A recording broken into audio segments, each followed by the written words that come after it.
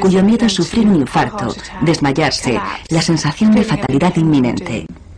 Con esa pregunta se obtienen respuestas muy diferentes.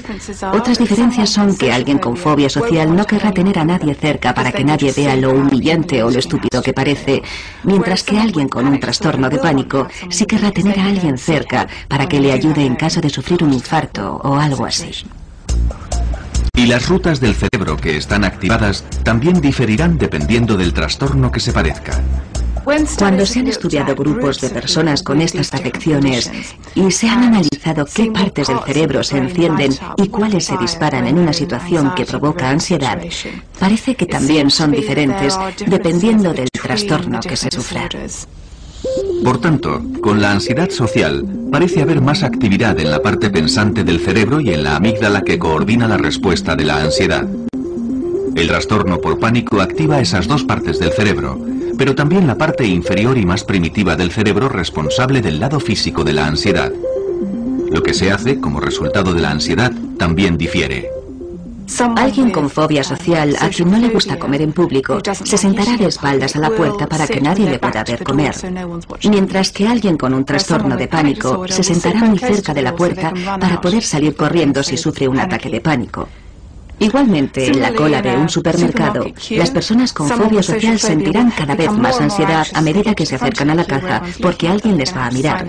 Van a tener que firmar su tarjeta y les temblará la mano y todo el mundo lo verá. Sin embargo, alguien con trastorno de pánico se sentirá cada vez más angustiado porque no puede salir de ahí. La agorafobia de Sandra era tan intensa que evitaba salir de casa. Sin embargo, no le impedía estar con gente. No padecía fobia social. No tenía problemas con los grupos sociales, pero salir y dejar la seguridad de mi casa era mi zona segura. Necesitaba el contacto con la gente, porque yo soy una persona muy sociable, igual que mi marido. Los dos lo somos. Pero tener gente en mi casa era algo diferente. Los ataques de pánico que tenía me incomodaban mucho, porque tenía que irme al dormitorio o al baño para intentar que se me pasaran. Cuando sufría un ataque, tenía que volver a salir y ser sociable de nuevo. Hace 7 años que el trastorno de ansiedad no controla la vida de Sandra Snow. Atrás han quedado los días en que el simple hecho de tener que ir al dentista le provocaba un ataque de pánico. Lo peor fue un día que me dolía una muela y no podía salir de la cama. No podía parar de llorar. Sentía mucha pena de mí misma. Nunca tuve ganas de suicidarme. Nunca quise acabar con mi vida, pero sentía que ya había tenido bastante. Y fue entonces cuando llamé a la Asociación de Fóbicos.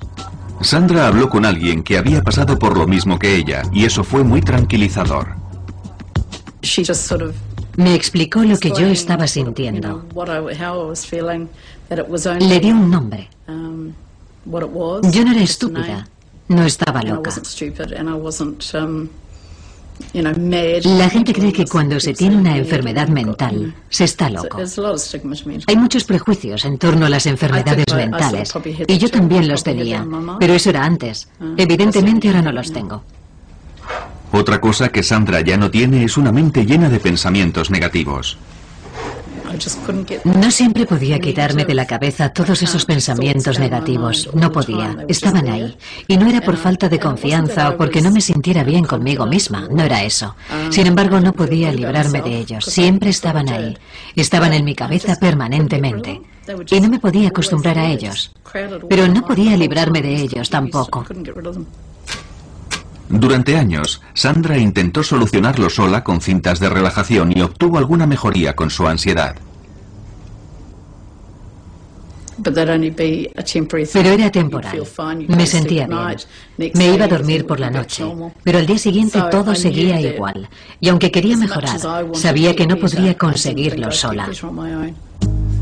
Tras años de aislamiento en su propia casa por ansiedad aguda, finalmente Sandra fue a ver a un psiquiatra. El psiquiatra me dijo que tenía un desequilibrio químico, ya que mis niveles de serotonina estaban muy bajos. Una parte clave en el sistema de comunicación del cerebro, la serotonina neuroquímica, lleva señales por la sinapsis, los huecos que hay entre las células cerebrales. Los antidepresivos también se recetan para tratar la ansiedad. Funcionan inhibiendo la recaptación de serotonina y aumentan la cantidad que circula en la sinapsis. Las rutas de la serotonina en el cerebro comienzan en su parte primitiva, el cerebro central, y lo atraviesan. Y eso explica que el aumento de los niveles de serotonina tenga efectos beneficiosos en todos esos sistemas. Sandra no estaba muy convencida acerca de la medicación. Estuve llorando todo el camino de regreso a casa, pero sentía que era lo correcto. Sentía que estaba haciendo algo positivo y en el fondo me sentía bien. Y a pesar de que no fue fácil al principio, la vida de Sandra empezó a cambiar lentamente. Las primeras 2 semanas me sentía fatal, no me sentía bien y pensaba, ¿habré hecho lo correcto? Y después, poco a poco, empezó a apetecerme salir. Sentía que podía hacerlo y no me encontraba enferma ni incómoda. Poco a poco empezamos a dar pequeños paseos en coche, caminando por el barrio, y todo se fue arreglando.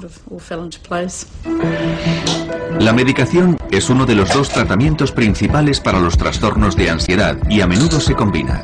El segundo es una forma de psicoterapia conocida como terapia cognitiva del comportamiento. Creemos que la terapia cognitiva del comportamiento rompe las rutas que afianzan y establecen estos trastornos.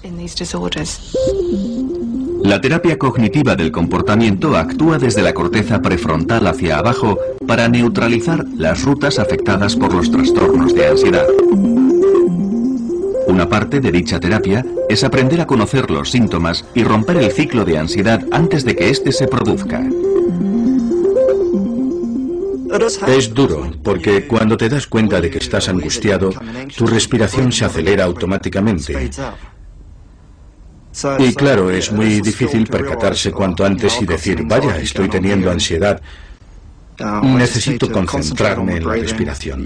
No se puede controlar sin que la gente se dé cuenta de que le está pasando, y eso ralentiza mucho las cosas.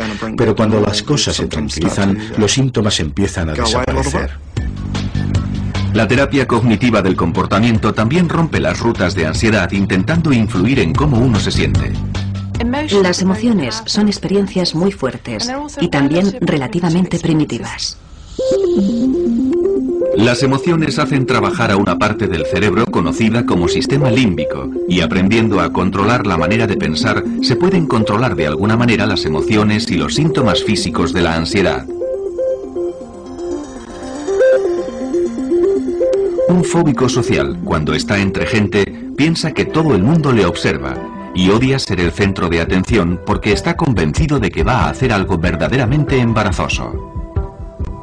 Con la ayuda de la terapia cognitiva del comportamiento, se aprende a tener un punto de vista más realista del mundo y a darse cuenta de que no se es el centro de atención.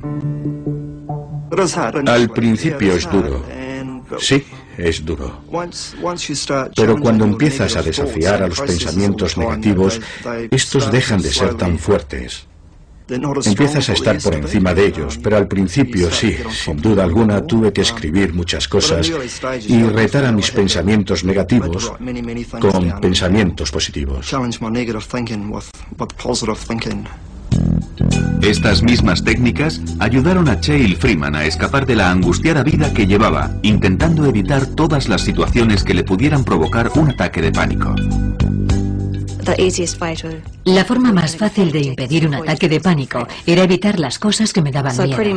Y básicamente empiezas aquí. Te da miedo algo. Así que estás aquí y tu pequeña caja se hace cada vez más pequeña hasta que tu vida es así. Y mientras estés dentro de esa caja pequeña, estás completamente bien. No es una gran vida. No hay muchas cosas de las que disfrutar. Los estudios han demostrado que tanto la terapia cognitiva del comportamiento llevada a cabo correctamente como la medicación son tratamientos eficaces para el 60 o el 70% de la gente que padece trastornos de ansiedad. La terapia cognitiva fue una parte esencial en la recuperación de Cheryl, ya que le ayudó a superar su dependencia.